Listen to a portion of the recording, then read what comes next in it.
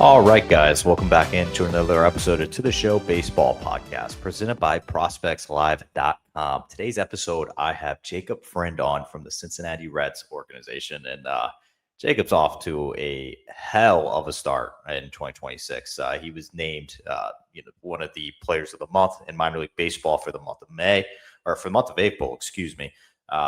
For what he's doing. He's continued it into May. That's why I kind of mentioned May, because we're already almost halfway through the month and he is still tearing the cover off the ball. So we do kind of dive into some of his success that he's had. We do kind of look into his offseason, what he did to prep for the season after having a down year last year.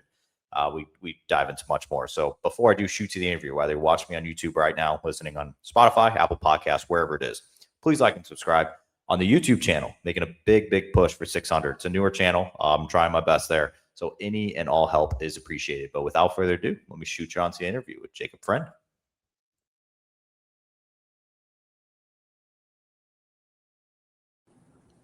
All right, Jacob, you're coming off a Player of the Month award in the month of April. I know we're a little bit off of that now, but you still have your hot streak going. So that's where I want to start. Obviously, a very good start to the year, and I'm sure you're very happy with how things have gone so far. But I want to ask, how are you doing, and how has everything been for you? So far, it's been a lot of fun. I know last year, my first year in pro baseball, was a little bit disappointing from my end and everybody back home of what I wanted. And so seeing this second season really have a hot start has been really relieving almost to me, my parents, all my coaches back home, everybody I work with, because we know that there was always something there. But to see it actually show up has been really good, really relaxing, a lot of fun, and it's still going right now. So I'm hoping to keep it going into our 2 week stand into Jupiter coming up. Keep slowing the game down, keep seeing the ball, and take it day by day, really. So you had mentioned obviously last year, and I'm sure you're probably the first Mm-hmm. guy to say that it didn't go as planned, and Mm-hmm. you probably wanted it to go a different way. Like how tough was that? I guess just going through a season like in your first year of pro ball and kind of having outcomes like that. I guess like how hard was that for you? I think it was, from an outside view, probably not as hard as I made it on myself. I think there was a lot of newness, as my old college coach used to say, in the situation I was in. We obviously had four catchers when I got to Daytona to start out the year, and one of them is our number one prospect, who is unbelievable. So it was just trying to find ways to fit in, and then there wasn't that spot. So that's when I ended up back in Arizona to try and get playing time. But that entire situation, I don't think I handled it how I wanted to, and then personally, mentally snowballed for the rest of the year. Finally, kind of caught my stride towards the end. I want to say it's August into the start of September. I kind of showed what I wanted to throughout the entire year, but it was not easy going through the entire year of something that I hadn't experienced. Not playing every day, not being almost, people say, the guy on the team like I had been 5 years in high school and then 3 years in college. I didn't really adjust to it too well, which showed statistically. I think mentally it took a toll on me, and I created more problems than I wanted to. And that's something that I addressed this offseason with people in the Reds organization, people back home that I'd been working with for a while, to try and get back to who I am as a baseball player, why I'm here, why I got to this point, why I played all 3 years in college as someone who had one offer coming out of high school, why I was playing in national level tournaments as an undersized guy at 160 pounds in high school. So kind of reteaching myself who I was throughout the entire offseason, so I wouldn't relapse and have another year like I did last year. So far, it's been going good. But again, I would say disappointing is the biggest word that I have for last year. And a lot of it was self-inflicted based off of stuff that I didn't see coming, a bunch of weird scenarios that happened that I wasn't expecting coming into it, and then not knowing how to react or not reacting in the right way. And that's ultimately what led to last year being what it was. So a lot of work this offseason went into understanding, reflecting, and then growing from what had happened over the past year and a half after the draft. Do you think your 2025 experience Mm-hmm. maybe helped you might, I don't know if you're seeing it already this early, but do you Yeah. think maybe it helped you a little bit in the long run? Because I always hear development staff Hmm. guys say, I want to see guys get punched in the mouth in pro ball. I want to see it. It'll make them better. Like, do you think that way? 100% it helped me. Um, it gave me a different perspective more than anything on how pro baseball works. It's it's not how I wanted the first year to go, but having that be my low point, and then the only way from there is up. I felt like I really had nothing to lose going into this year. There was no pressure at that point, like I felt like I had the first year, because there were no expectations after a guy comes out and hits what under 200. I don't know what the actual number was their first year. So I think there were a lot of expectations, both from the organization, from media, fans, and then ultimately myself the first year. And then not having that this upcoming year allowed me to be more free when I play, and then understanding the difference in just going out there and playing for all the right reasons instead of going out there and trying to play for the wrong reasons, trying to do stuff for the wrong reasons, and not understanding why I was doing stuff, why I was struggling, why I kept snowballing and having like an 0 for 4 night and then following that up with another 0 for 4 night. So that understanding of everything that went wrong last year more than likely is part of the reason why I'm seeing so much success this year, because I've experienced it now. And if I wouldn't have experienced it in the past, I don't know if like this. I know the second night of the season this year was, or the first weekend for me was disappointing from a metrics number.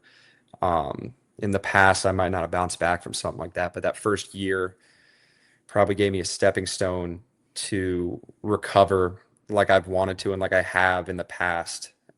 So I am really fortunate that it was the first year of my career and not like year 4 or 5 where I had to experience that. And I think it's something that really helped me. I think failure helps baseball players in so many ways, but just the scale of my first year failure, you could say, uh, definitely had some positive outcomes this year.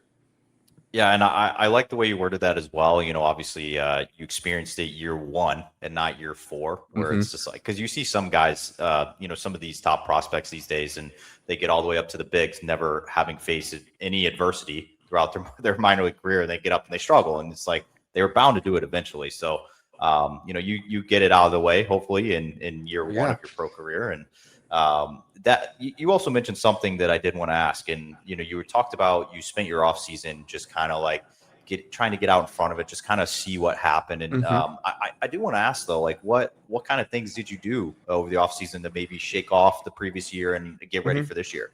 Yeah. So my agent and I sat down towards the end of our season last year after we realized that it was turning into somewhat of a wash of a year, and strategized how I was going to go forward with this offseason going into season number 2.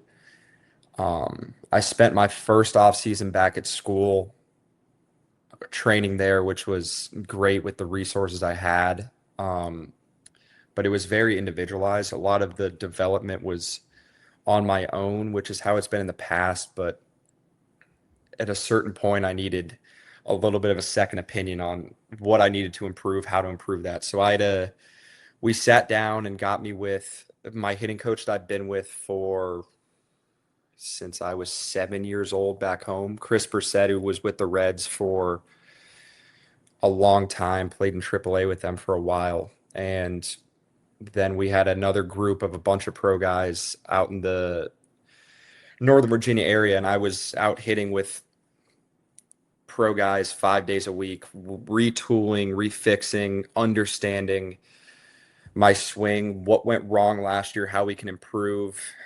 I know if you put a side by side of college me, first year pro ball me, and then current day me, the swings are similar but also completely different in a good way now. So it was a 5 days a week, get out there, waking up 7:30, 8 a.m., driving the 45 minutes out to Gainesville or Alexandria or wherever in Northern Virginia I was going, getting my hitting in for 2 hours with guys who are in the big leagues right now, big league catchers right now, learning from them, understanding what my role, my day-to-day basis, my routine has to be from guys who did it at the highest level, for years upon years, and using that to come into this year, getting on it from nutrition. I actually paid attention to my nutrition for once in my life, sleep, consistency, and then also working with younger kids was also a weirdly helpful thing as well. I was coaching anywhere from 10 to 14-year-olds, whether it was weightlifting, hitting. I tried to teach kids how to pitch, but that didn't go too well because I've never pitched in my life. You play everywhere else though. Yeah. So, but seeing weirdly how different people learn in different ways allowed me to understand how I learn from failure, from success, from different feels that I have, whether it's in a cage, on the field, whatever it is. All that combined was 5 months of me in this off season going 5 days a week, lifting 3 to 4 days a week, really getting after it, put myself in the best position to come out in spring training and kind of turn heads was the goal. I got out there as soon as I could to Arizona, and then I think my first or second live AB was like it was my hardest hit ball ever in my life at that point by a good margin. So seeing it pay off that early was an instant confidence boost. Being out in Arizona, and I don't know the stats, but I know it was an unbelievable spring for my standards. All of that was just a confidence boost. The 5 months, understanding, learning, seeing the progress in my swing, seeing the consistency that all of me, my agent, my parents, my coaches, all the people I trained with, we had on a daily basis, all built me up for this first, I think we're 5, 6 weeks in, whatever it is now. All that's a culmination of really a phone call that I had at the end of the season last year, trying to really figure out what was best for me to get me in the best position to succeed for year two. That your off season, man. I feel like you didn't even have one. You were busy. I think I took 2 weekends off. I went to go see all my college roommates because they had all graduated college. So I think I left for 3 weekends. Other than that, I was nonstop. So I don't even know how many days Goodness. that is, but a couple hundred days in the snowy DMV area getting after it. Yeah, it's as a heck of an off season, and Yeah. kudos to you, man, for being able to finish up your year last year, as Mhm. frustrating as it was, and go into your off season and completely just figure things out. Mhm. Very much kudos to yourself. I did. I don't know how much of like if you pay attention to your back of the baseball card stats and everything, but your month of April, man. 329, 435, 757. Good. I mean, Yeah. it's. I feel like you didn't probably have a game. I was trying to go through and look at the logs. I didn't know if you finished with the game less than 2 hits the entire month, but how does one keep that up? Like, for example, like you have a month like that, and then you come into a new month. Like, how do you how do you do that? I'm I'm still trying to figure it out. I think I had 3 more multi-hit games this past week, and it's just I don't know. Things are just going well right now. I can't even there's not much more to it. Like I had an infield hit on a ball that was hit 50 miles an hour last week with an RBI. You'll take it. Um, but like jokingly, you can say it's just stuff's just falling, but I also think that's for me really approach based. Like I get nerded out, and part of that's probably the Davidson degree in me. But I mean, really just sticking to my approach. That's something we talked about this past off season. And if you look at the numbers on it, I think out of my 20 something, maybe even 30 hits at this point, I want to say all but 3 or 4 of them are basically down the middle. So just understanding what I do really well as a hitter and exploiting that, which in the past has been plate discipline. And then when I get something in the middle of the plate, hitting the living hell out of it, which I've done this year. So I really think that's all approach based and then really sticking to it. I know I've had conversations in the past with a bunch of different people, especially this off season, about having the right approach but not being able to commit to it and how I combat that. And that was one of the things that I forgot to mention earlier, but was a big change that we made this offseason was the mental ability and the trust in everything that I've done to be able to stick to a plan, stick to approach, stick to what I know best, what I do best. And I think that is another reason that some people could say I get lucky. Some people could say that stuff's just going my way. But in my mind, if I'm executing what I want to at every time, then I have the advantage over any pitcher that's out there. I think you're seeing that this year more than you have really ever in my career. It's got to be a good feeling as well. I did see that you're dipping a little bit back into the power department. I think you Hmm. have more home runs already this year than you had all of last season. Yeah. So that's also got to be another plus for yourself. Hmm. Yeah, I Um,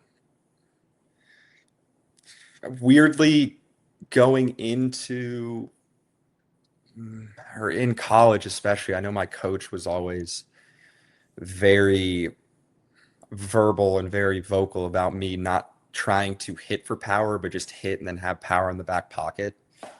And that has been something that stuck with me. I know college, I hit double digit home runs sophomore and junior year. Granted, our field was a launch pad and anything that went up in the air was going to leave, but it's always been something that I've weirdly been able to do even when I was 150 pounds in travel baseball. I could still backspin the ball in the air and hit it out.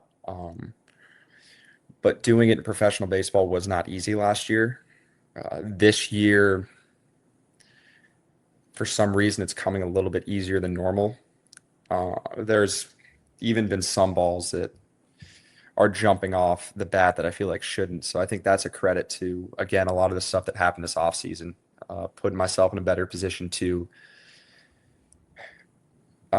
just execute what I want to and allow my body to do what it's capable of doing instead of cut myself short. But the power numbers are, I wouldn't say surprising, but exciting me more than anything because I know it's possible, but to see it come out as consistently as it is right now is a lot of fun. I know my average exit velo is creeping up in like the mid 90s, maybe still, which is mind blowing to even myself to see that. But that's, I mean, hitting's a lot of fun when that stuff happens. yeah, I'm not sure if you've taken a peek at your splits this year between righties and lefties, but it's eerily weird. I know the sample size is a little different. You faced obviously more righties than you have lefties Hmm. this season, but your numbers are like almost exactly the same Yeah. between righties and lefties, and you're obviously crushing both sides. So is that something that you're as well, like, obviously trying to pride yourself on hitting lefties and be able to do that? Like, is that something that Yeah. you've been working on? I wouldn't say I've been working on it, but we always joke about it. And I like to joke about it that the best way I describe it is I don't see lefties well. And it's not easy to hit lefties, but I think that forces me to stay mechanically as sound as possible because that's the case, which is probably why I wouldn't say the splits are the same, but throughout my career, I've probably had more success than normal off of lefties just because I force myself to do exactly what I want to because I'm can't see the ball as well because there's lefties throwing balls behind my head to start. Um, but then it also forces me to again stay in my approach. I've really dialed in my left on left approach over the past couple years to something that I feel incredibly confident in. So that's always gives me somewhat of a safety net whenever I'm facing a lefty that I can just fall back on that no matter who it is. And that has helped me a lot this year. I think all of my success and extra base hits off lefties have fallen right into what I wanted to do at the plate. And then righties, obviously, it's a little bit easier just because of it's a little bit easier to see the ball coming out of their hand. It doesn't feel like it's coming at your face for half the time. But I think that's mainly what it's been. I think that's something that I've seen a lot since college, especially. And I think that's part of it's probably just because I'm scared of lefties because it's coming at me. But That's fair. also just trust of my approach that I've had lefty lefty really for like 4 or 5 years now. It hasn't even changed. So trusting that's been a big thing. Yeah, and obviously the sample sizes are, you faced a lot more righties this year than Oh yeah. lefties, but still very impressive that it was Hmm. pretty this Yeah. I had to kind of double take, to be honest, but so kudos to you for being able to hit both sides there. Yeah. I do want to ask my last baseball question before I have a couple off the field before we wrap Hmm. this thing up. You're playing all over the place, Yeah. which I do want to ask about, because obviously you're playing a lot at catcher. You're also playing in the outfield, you're playing at first base. Yeah. Well, can you talk about a little bit about your defensive game and what it's like playing out in the outfield after catching and things like that? It's it's weird. Like I don't. There's probably only a handful of guys that bounce around in the field as much as I do. Like I joke about It's me unique. playing me playing center field in college, which was a real thing, and I loved every single second of it. Obviously, we have maybe the most athletic human being in minor league baseball playing center field for us right now, so that's never going to happen. You're never going to see me out there on this team. But just the overall bouncing around to me is fun in a weird way. Like I started playing first base for the first time this year, and it's not as easy as everyone says it is, but I don't know. I'm like giggling and smiling over there every time I get to do it just because it's something new. They're throwing me out in left field a lot more this year than right field, which is fun again because it's just I get to go chase down baseballs like I'm a dog for all 9 innings. And then catching something I've been doing since I was 2 years old, so that never gets old. But I don't know, it just keeps stuff fresh almost for me. When the lineup gets sent out the night before, I'm kind of playing like roulette with what position I'm going to play the next day. But it allows for like something new, something fresh, something unique every single day. I'm not It's going to get cool the that same doesn't bother you. experience. No, I don't know. I don't think my body likes it some days, but at the same time, my body loves it some days. My mind loves it because I'm just messing around with different people on each day. Like some days I'm in the infield with certain characters, next day I'm in the outfield with other characters, and then some days I get to deal with all 20 pitchers we have. So it just keeps me on my toes in a good way. I really enjoy it. It keeps the game a lot more fun than, not saying baseball isn't fun because of course it is, but it just gives me extra incentive to go out there and just play. Just because it's something different every single day. It's not the same thing on repeat, and I really enjoy all of it because of that. Like people always like to say, which one do you like more? And I don't think there's a right answer to that because I might have the most fun at first base because I'm still learning what the hell to do over there. But then in the outfield, I get to just run around for an entire game. When I'm catching, I get to put on my nerdy hat and outsmart an entire baseball team for an entire game and try and strike everybody out. So it's just different experiences for 9 innings each day, and I love it. I enjoy it. I wish that Kyle wasn't so fast and athletic so I'd get to sneak into center field a little bit more because I missed that. But I don't know. Maybe one day I'll get to do that little challenge where I get to play all 9 positions in one game. I feel like I'd be the Yeah. guy for that. Probably never going to happen, but I'll send in my application for that at some point. I was gonna say I always see guys all around minor league baseball and even some that are in pro ball that's like they've played every position but they don't catch. But you got the catching part down. Yeah, So I need to learn how to play shortstop first. yeah. I don't think I've played a game of shortstop since I was in Little League. So I would need to take some ground balls there so I don't clank 3 in a row and give up 5 runs. Yeah, that's fair. Yeah, Okay. but I would love to do that if I get the opportunity.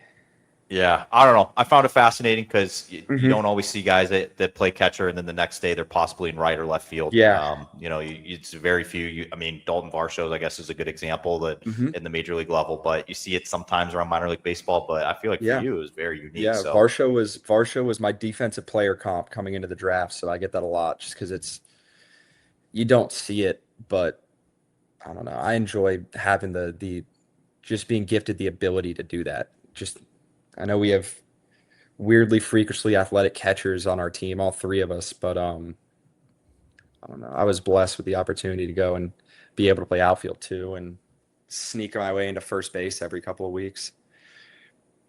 I'm gonna give myself points because I didn't even know that Varsho was your comp whenever you No, were yeah, drafted. So I don't know if I don't know if there's ever been another.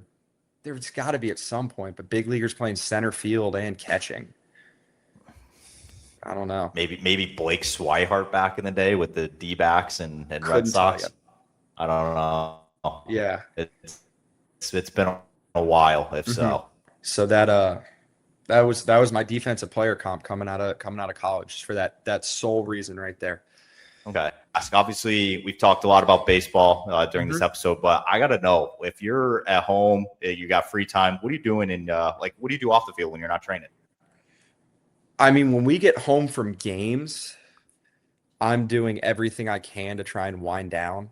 Like, let's say I get home at 10 o'clock, my adrenaline is going crazy. So I'm trying to get to bed before 1:30, 2 o'clock.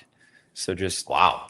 turning the lights off, putting a movie on, trying to get myself to calm down, because I get very into all of the games that we play, from an energy and adrenaline standpoint. So just trying to wind down at night. Off days, it really depends. We're at the beach, which is always a plus. Good So spot. beach.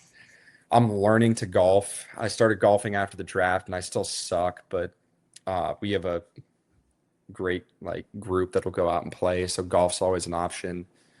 Are we Um, breaking 100? barely, Okay. Good, man. barely breaking 100, like 95, but it's Yep, getting that's better. me. It's I'm, getting I'm in better. that range. Beach that, sit on my phone, doom scroll. Yep. Not a lot going on. Like when I get home, I'm trying to relax, stay off my feet. So it's a lot of watching whatever's on YouTube TV, throwing a movie on, watching a show. I probably need to find a new one. Going to golf. They put outlets right across the street, so going and spending more money than Ooh. I probably need to. Yeah, it's dangerous. Yeah, just all stuff to keep my body and mind relaxed. I'm away from the field, just because we have so much going on at the field that's mentally, physically demanding.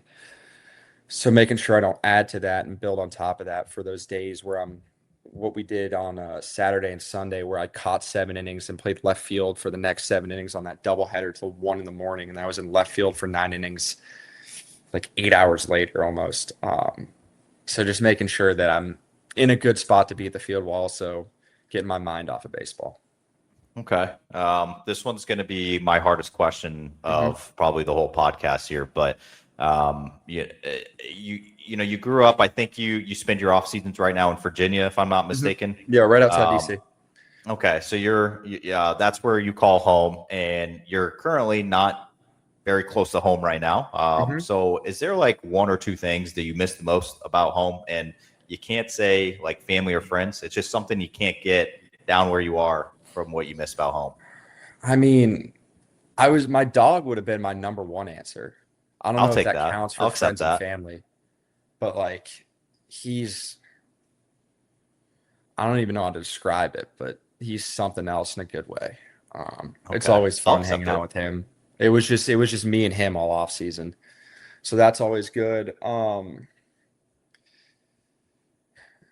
Being home in DC, and I could say like we're close to Orlando right now, but I really enjoyed this off season going downtown, me and a couple kids from college, and we would weirdly go to Wizards and Capitals games a lot. So seeing other professional sporting events or concerts or other big events is something I can only do in the off season, and Yeah. that's one thing I enjoy, just because like I can't go to a concert here because we're playing Saturday night, or I can't go watch an NBA game in Orlando because we're playing on a Wednesday night. So that freedom is always good. Freedom to golf a lot more is always fun. Um, the freedom to travel, which I did a few times. Like this year, I got to experience SEC football again, going to the Iron Ooh, Bowl. it's a They good don't. one. It's a little bit different than Pioneer League Davidson football. So I guess I love playing baseball every single day, but just the freedom that you get at home to travel if you want to go watch the Washington Wizards try and win a basketball game, even though they just got the number one pick, or doing whatever you can do. I think that's the biggest thing that I love during the off season is just not being, I wouldn't say not being tied down, but just having the ability to take a step away from whatever I need to if I want to at that point. because we're playing 132 games and it's nonstop. So, I mean, the Monday days off are always great, but then like who knows, one Saturday night you could be at Capital One Arena, the next one you could be at Jiffy Loop Live. Just having to escape from whatever you got going on. So Well, we I'm looking gotta forward to that once we get to October this upcoming year, but gonna enjoy all Tuesday through Sundays we got until then. get you. If you're trying to get some SEC football this off season, gotta get you to the University of Missouri. I have crossed off Georgia, Kentucky, and Auburn, I think. And I'm going to cross off Texas A&M this upcoming year. Hey, man, give us a shot. My old stomping grounds, University of Missouri. We just built a new stadium. I'm trying to get them all. I love college football, so I'm trying to get them all. I'll be there, and then I'll be in Ann Arbor later this year watching the Wolverines go 12-0 in the regular season and then sweep the college football playoffs, hopefully. Okay, we'll see about that. I don't know about that. Hopefully, that'd be unreal, but doubt it. All right, well, Jacob, I appreciate all the time. Obviously, Yeah. wishing you best of luck going forward in 26, but thank you again for doing this. Yeah, for sure. Thanks, Andrew.